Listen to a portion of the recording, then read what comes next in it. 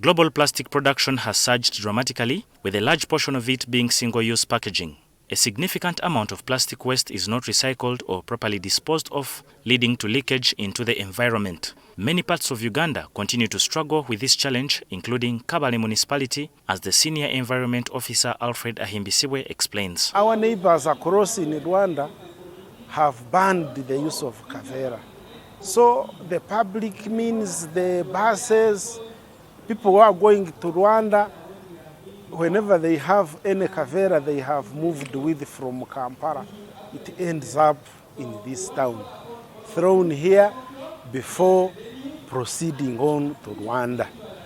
And for that matter, we have a lot of kavera in this place. It is littered all over. It has entered our drainage channels.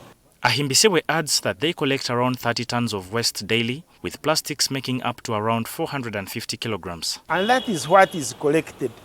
There is that which remains uncollected, littered in the environment. So you can see it is just too much. Very big quantities. 450 kilograms is so big.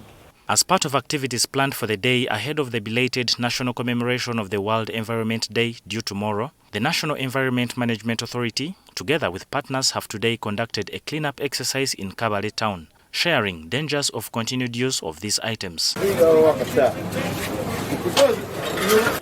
And therefore we see some of the impacts that comes from that. You have increased flooding, you have cases of diseases, but also it is destroying the infrastructure.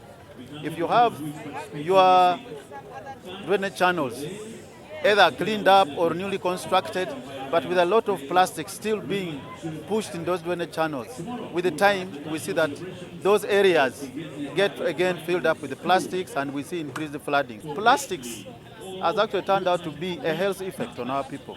So we are not going to talk about environmental aspects of plastics, but we're also talking about the human health now, that we are going to be more sick with the plastics that are going to continue being dumped into the environment, especially single use.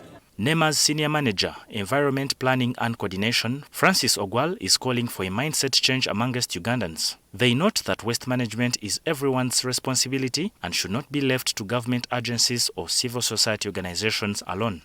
So let's not first of all look at what is government doing to enforce the law, to compel private sector only, but the individual. What are you doing with the waste that you have? If we can do that, the city will be more cleaner so that the city authorities can collect.